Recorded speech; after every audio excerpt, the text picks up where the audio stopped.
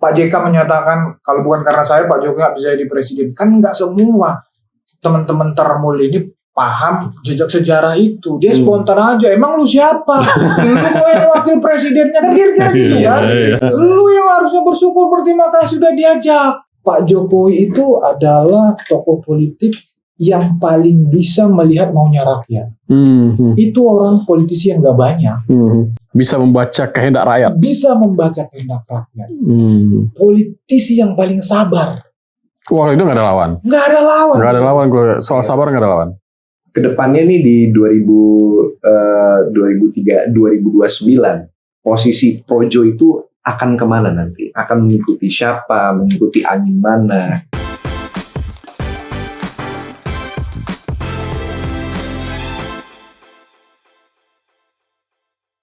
Kembali lagi di Real Politik.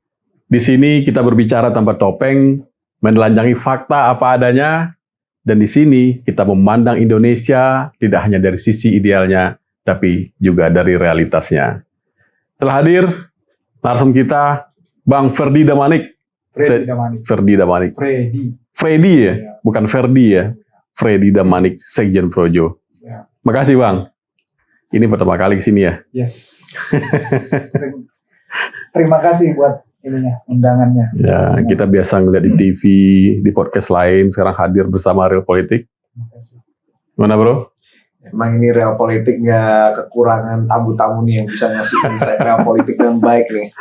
Iya. Apalagi bagian dari Projo kan. Wah, pasti dalam arena relawan ini banyak pergerakan nih kanan kiri nih.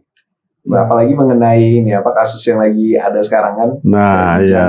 Kasus Pak JK, itu pasti banyak pergerakannya tuh. Kita mulai dari yang hot aja, kasus Pak JK ini, Bang Freddy.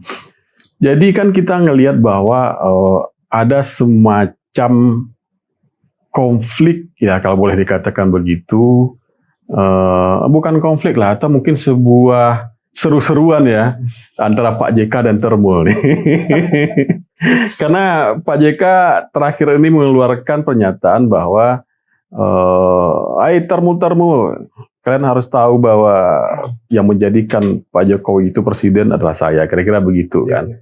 Nah ini kan seru-seruan yang luar biasa juga ini. Ini hanya meramaikan suasana. Ramai sekali gitu loh. Jadi kan ada sebelumnya juga ada pernyataan Pak JK yang menyenggol ijazah Pak Jokowi yang minta ditunjukkan itu.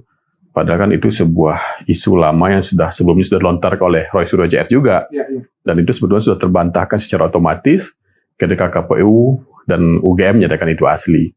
Nah kalau ngelihat gesekan-gesekan antara Pak JK dan Termul dan mungkin ke Pak Jokowi ya, ada semacam kekhawatiran dari publik.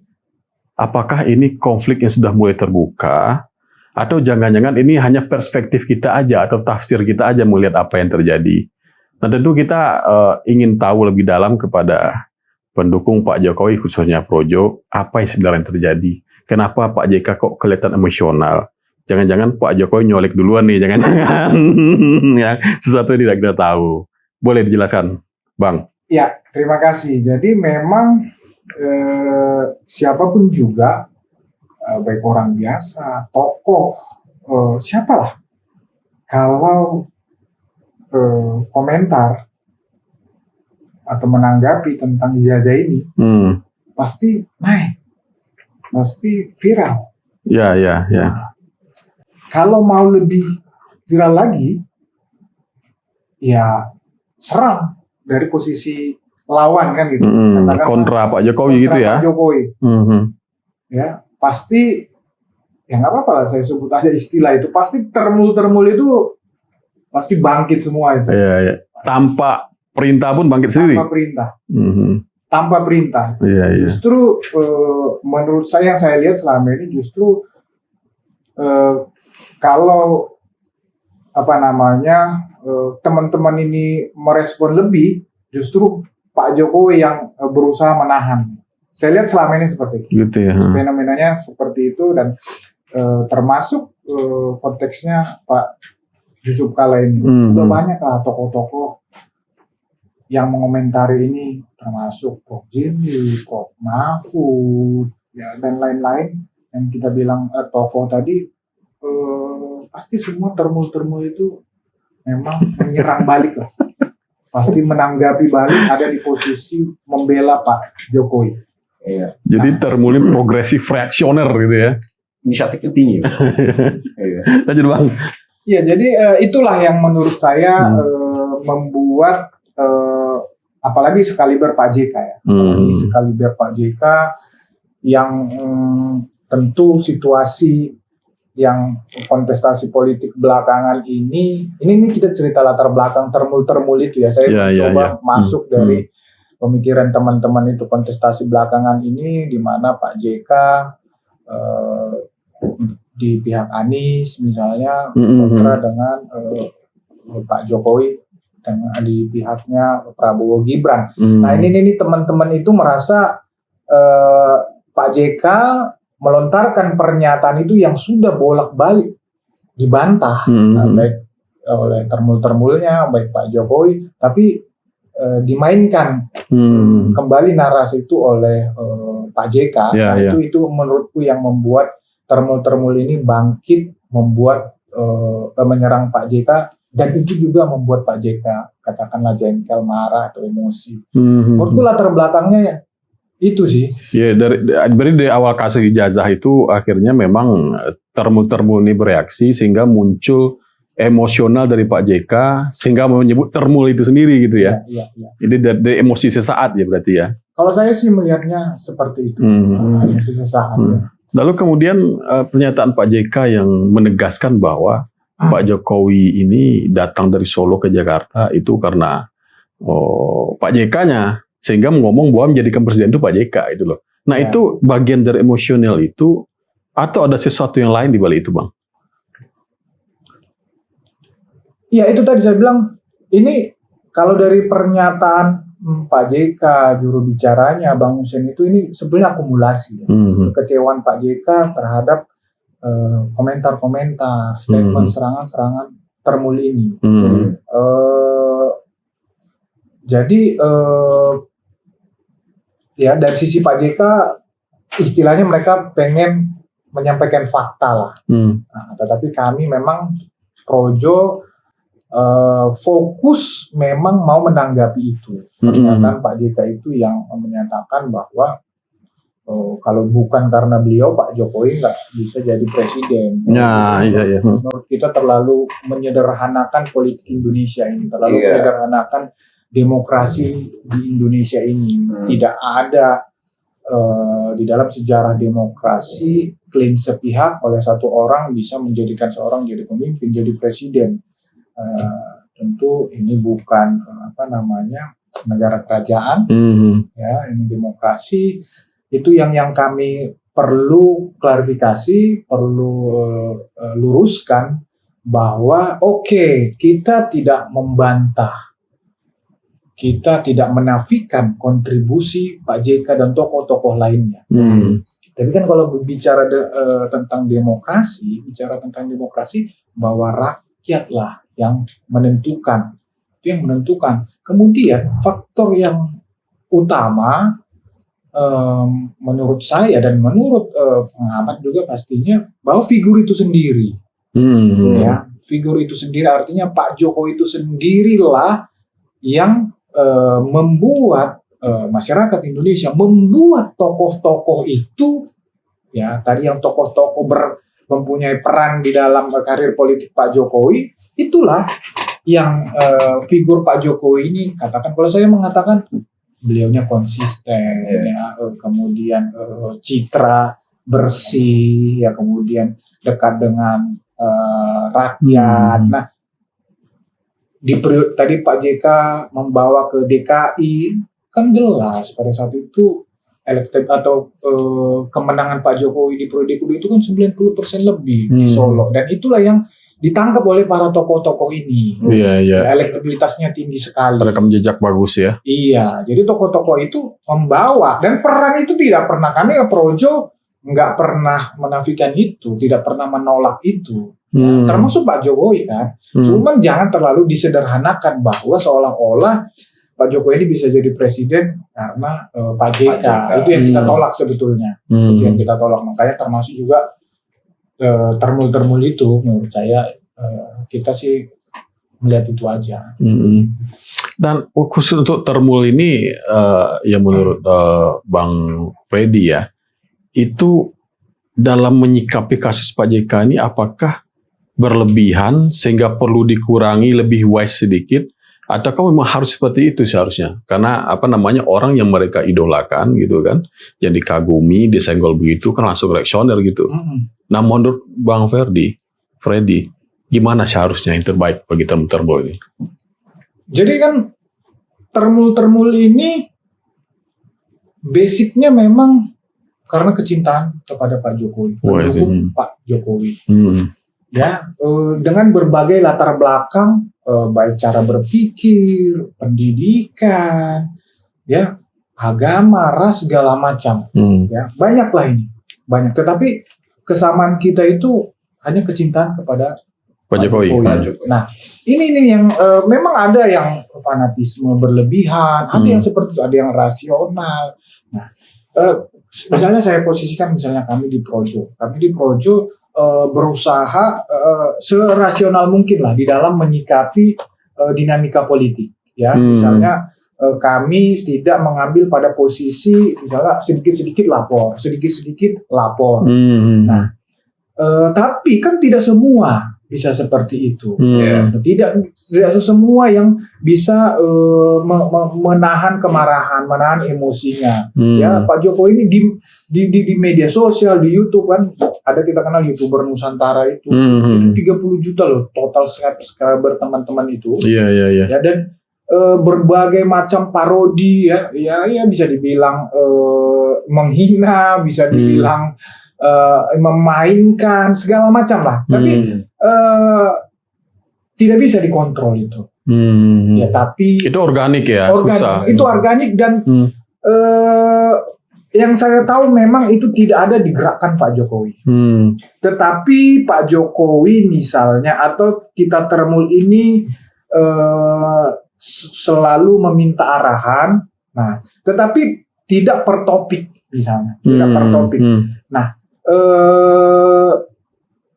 jadi sekali lagi termul-termul ini di dalam menyikapi sesuatu itu organik berdasarkan kecintaan dia kepada Pak Jokowi. Nah, tetapi bukan berarti tidak bisa diarahkan, sangat bisa karena basic kecintaannya kepada Pak Jokowi melalui komunikasi tentu bisa mengarahkan atau katakanlah menenangkan para termul ini. Dan saya lihat termasuk di dalam tadi kalau pakai di pengantar tadi konflik walaupun bukan konflik, yang saya lihat sih Pak Jokowi ya udah mencoba mengarahkan para termul-termul ini supaya jangan terus berlarut-larut konflik ini, jangan menanggapinya dengan wise lah, dengan dingin gitu loh. Oh, itu Pak Jokowi arahkan supaya dalam kasus ini, bukan? Bukan Pak Jokowi secara langsung, tapi kita berkomunikasi dengan pihak dengan Pak Jokowi di Solo, dengan teman-teman, dengan orangnya Pak Jokowi di Solo, kan dia tidak harus selalu bicara melalui betul. Gitu.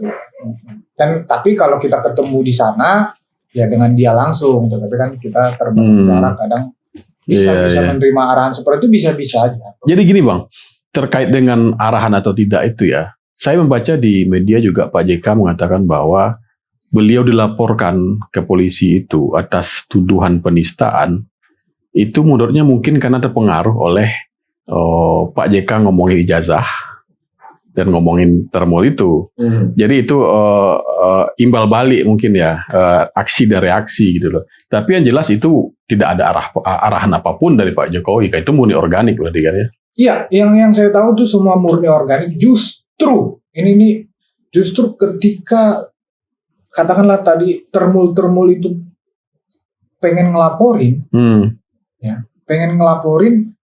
setahu saya arahannya dilarang. Oh, dilarang sama Solo gitu lah ya, kalau bukan Pak Jokowi Solo gitu jangan, ya. Setahu jangan. Oh gitu. Nah, tetapi kan ini harus kita bedakan, Kan tadi saya menjelaskan termul ini banyak. Ya, termasuk juga dia sebetulnya kan ada pribadi-pribadi, ada yang berkelompok, ada yang di dalam organisasi-organisasi lain, kan begitu. Jadi kebetulan mungkin nih Pak JK melihat misalnya ada katakanlah seorang termul berada di satu organisasi, di satu partai. Nah, yang mengambil sikap untuk melaporkan Pak JK, dan kemudian itu berita naik, kemudian direspon oleh termul-termul lain, kan kira-kira seperti itu. Tetapi sekali lagi itu sudah pasti bukan arahan Pak Jokowi. Nah, khususnya kepada kami teman-teman yang katakan aktif di media, untuk konteks mewakili Pak Jokowi, itu kami ya jujur memang dikatakan tahan, jangan. Tetapi kan contoh lah misalnya yang melaporkan itu misalnya dari Gamki. Ya itu. Dari Gamki beserta organisasi-organisasi kepemudaan keagamaan yang lainnya, ada atau pemuda Katolik kan begitu. Nah, mungkin secara pribadi teman-teman itu katakanlah termul secara pribadi ya. Tetapi kan pada saat itu dia di situ mewakili organisasinya.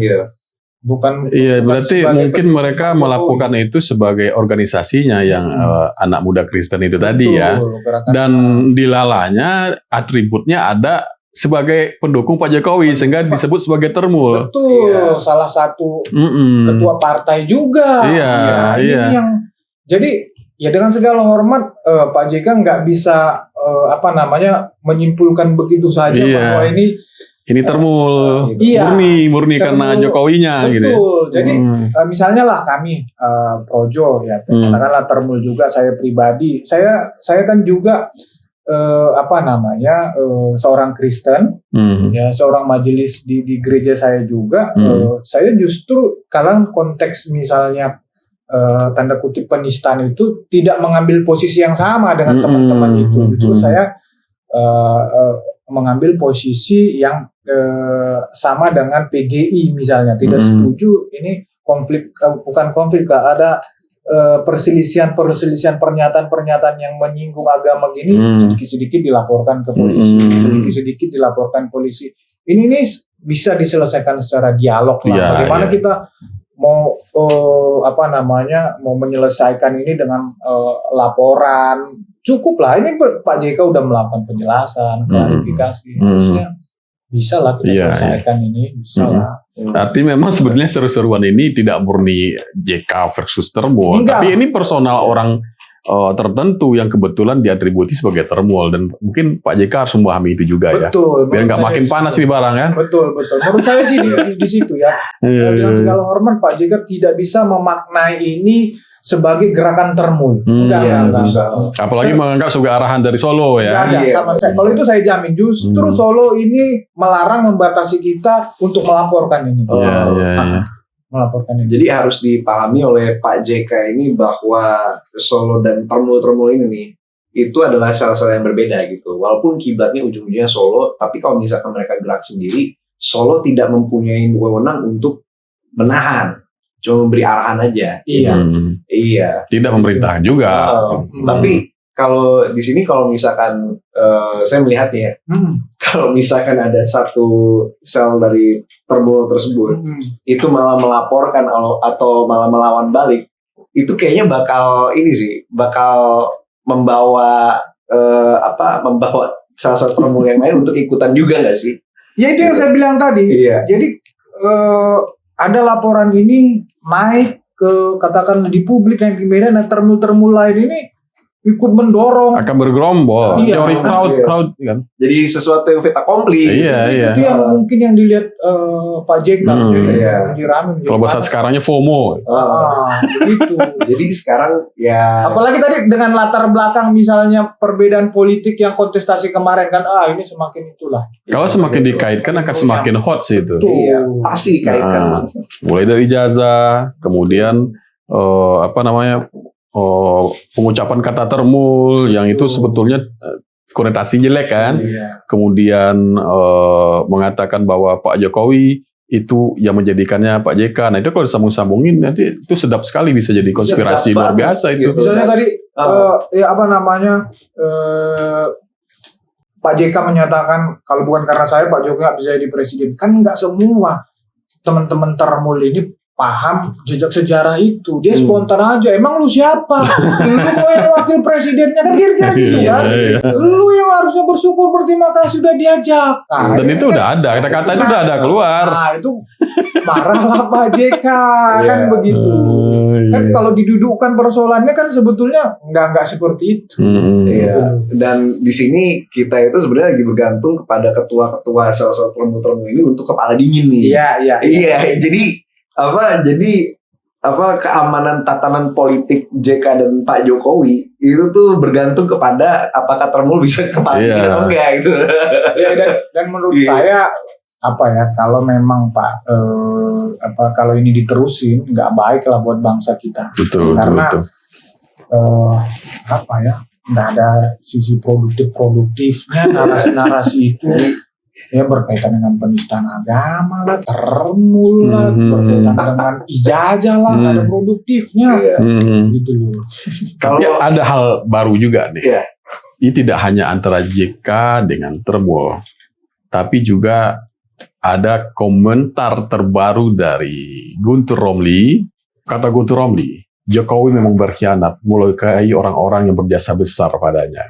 Itu. Dan apakah itu sebagai respon dari omongan Pak JK bahwa beliau itulah yang membawa Pak Jokowi ke sini? Nah, mungkin itu respon yang kalau kata orang Padang tuh menembak dari atas kuda atau mengambil kesempatan dalam kesempitan. Itu narasi untuk atau mengail di air keruh gitu kan. Karena setelah keluar ucapan-ucapan itu dari mulut Pak JK kan, tiba-tiba nggak lama kemudian Guntur Romli ngomong kayak gini. Apakah ini untuk mendorong opini kepada kesana gitu?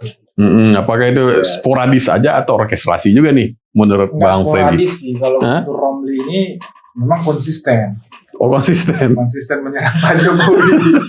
Kan begitu. Padahal dulu kan pendukung luar biasa juga. Padahal apalagi kalau konteks ketika statement Pak JK itu kita mundur ke tahun itu, katakan 2014 atau 2013, posisi Guntur Romli sedang ada di posisi Termul kan itu.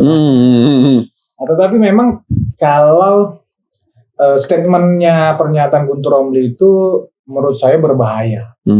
Menurut saya itu sesat. Jadi kalau demokrasi kita dimaknai setiap ada perbedaan sikap, ada perbedaan pandangan, ada perbedaan pilihan, ya ada pilihan strategis dimaknai sebagai pengkhianatan, maka hampir semua politisi kita adalah berkhianat atau pengkhianat.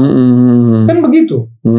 Kalau kita bisa maknai itu statementnya Guntur Romli yang mengatakan Pak Jokowi karena dia menyebutlah katakan mengkhianati Bu Mega, mengkhianati Puan itu sebagai pengkhianatan, maka sekali lagi itu tidak realitasnya itu tidak sesuai dengan fakta politik. Nah, fakta politiknya adalah bahwa memang kesetiaan Pak Jokowi itu ya bukan kepada sosok, ya dia sudah di atas itu. Maka loyalitasnya dia adalah kepada bangsa dan negara. Ya, loyalitas dia kepada rakyat. Nah sama juga, saya bilang tadi kalau politisi, hampir semua politisi itu ya yang paling fenomenal inilah Pak Jokowi sama Pak Prabowo. Ya. Oke, mereka sering berhadapan-hadapan.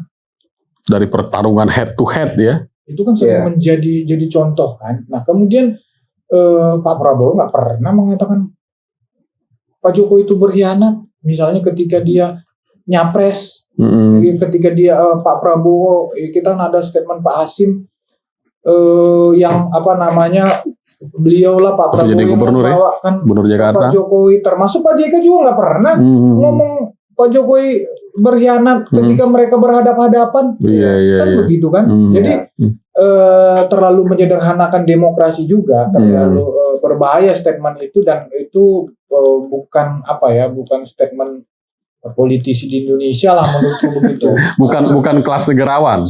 Kelas apa itu, Bang? Salah saya itu nyebut apa istilahnya dia. Jadi menarik sih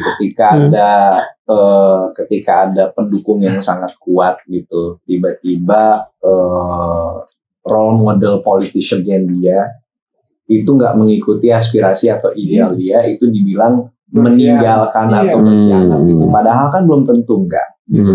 Kita kan manusia kan dinamis saja, kita bisa berubah pikiran. Dan menurut gua Bang, di dalam politik itu ya lu harus dinamis, harus fleksibel, harus bisa berubah pikiran gitu. Kalau misalkan lu kalau misalkan kita ini ya terus berpegang teguh kepada prinsip dan tidak berkompromi sama sekali ya Bang, gila nggak akan jalan ini negara. Negara Eropa udah berapa kali parlemennya nggak runtuh, terus harus habis itu pemilu lagi, bongkar pasang terus kayak di Belanda kan sering kayak gitu. Nah jadinya yang saya suka nih dari Indonesia nih adalah politisi kita itu bisa berubah pikiran, bisa berubah pendapat. Nah tapi ketika berubah pendapat dibilangnya berkhianat gitu. Ya sebenarnya jadi politisi emang serba salah juga sih. Yang penting loyalnya nggak kepada pribadi aja. Loyalnya tidak kepada pribadi. Nah, tetapi ketika loyalnya kepada nilai, kepada tujuan, nah ini kan bisa kita kawal bersama-sama. Kalau loyalnya kepada pribadi, kepada tokoh itu yang berbahaya. Jadi misalnya ketika Pak Jokowi dipaksakan, katakanlah konteksnya kan jelas pernyataannya Guntur Romli ini.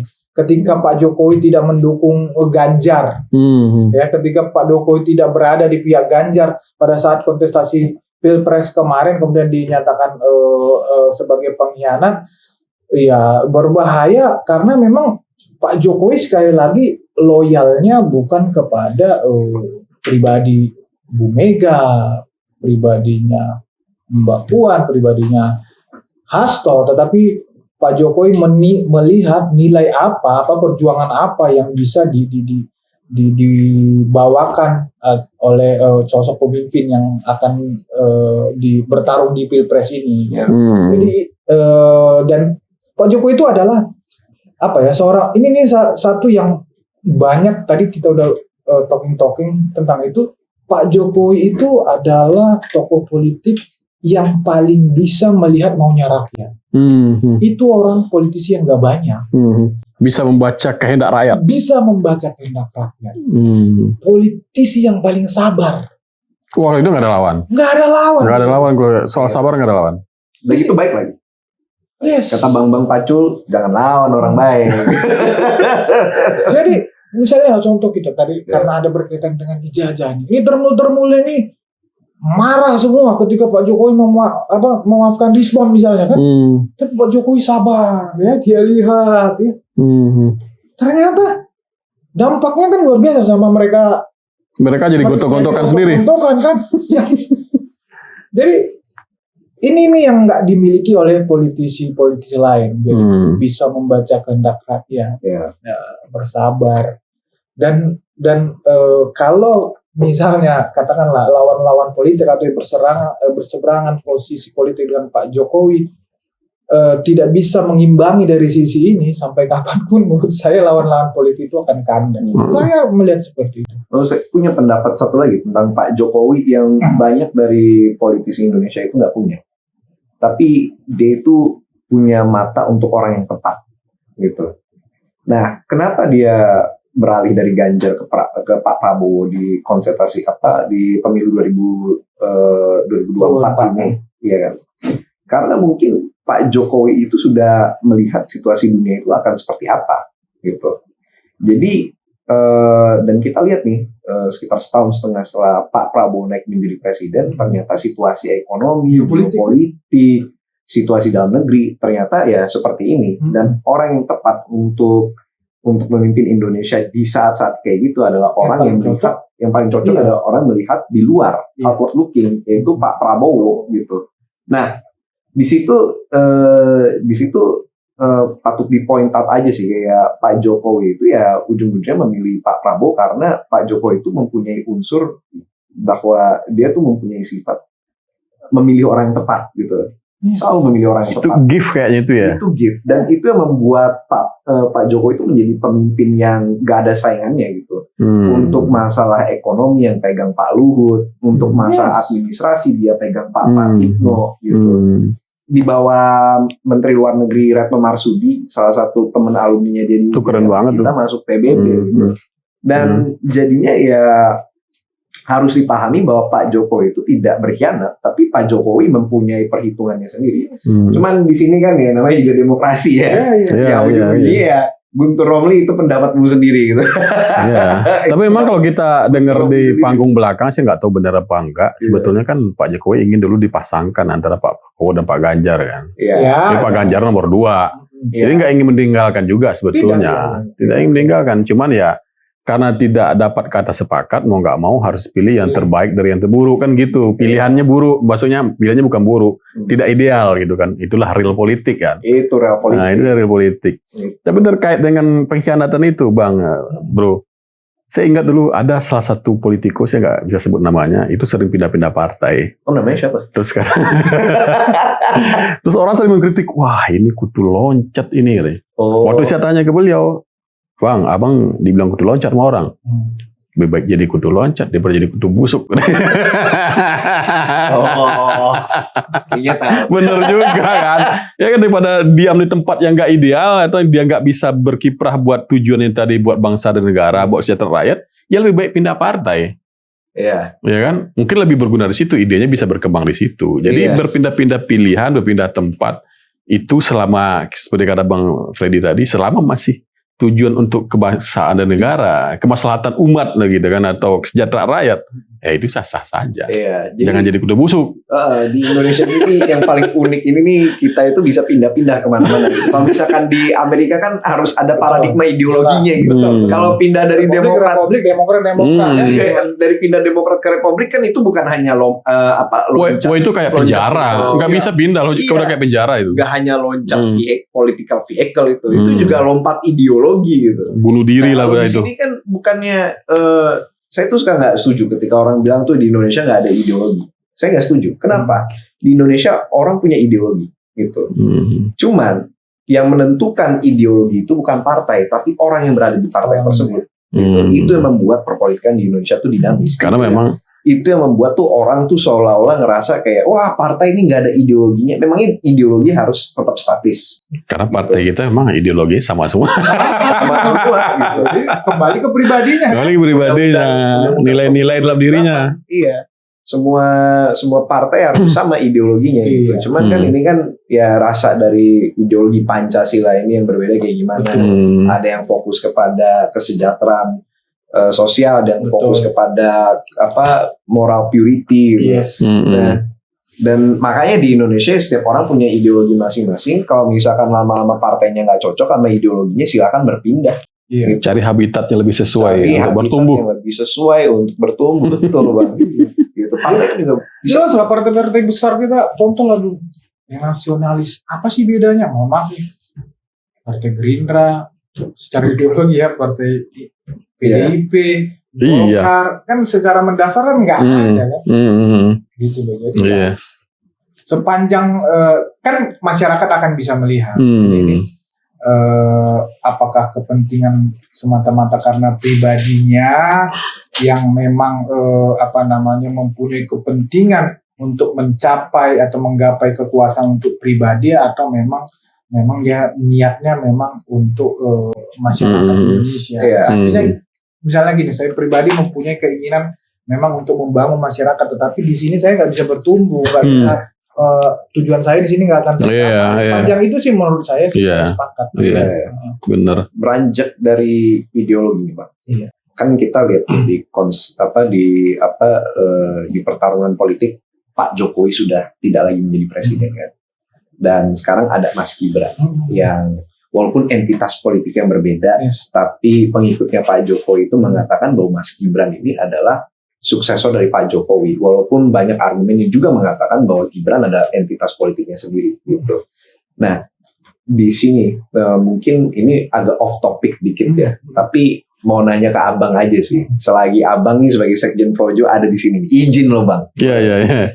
Tapi ini kedepannya nih di 2029 posisi Projo itu akan kemana nanti? Akan mengikuti siapa? Mengikuti angin mana gitu? Terlalu dini ya. Terlalu dini ya. Masih 3 tahun ya. Saya tanggapin dulu. Sampai saat ini baik kemarin kita halal bihalal dengan Pak Jokowi, termasuk perkemarin teman-teman itu komunikasi sama Pak Jokowi masih konsisten. Memang Prabowo Gibran ini harus 2 periode. Harus 2 periode. Clear deh ya. Clear ya, harus tuntas. Nah, nanti misalnya ke depan apa yang terjadi di dinamika politik ini, Prabowo dan Gibran berpisah, ya kita maknai nanti aja kan gitu. Jangan sekarang kita simpulkan atau kita baca. Politik gitu. Tapi jujur memang sampai sekarang teman saya kemarin itu masih ketemu Pak Jokowi, masih kawal ini 2 periode dan menurut saya belum ada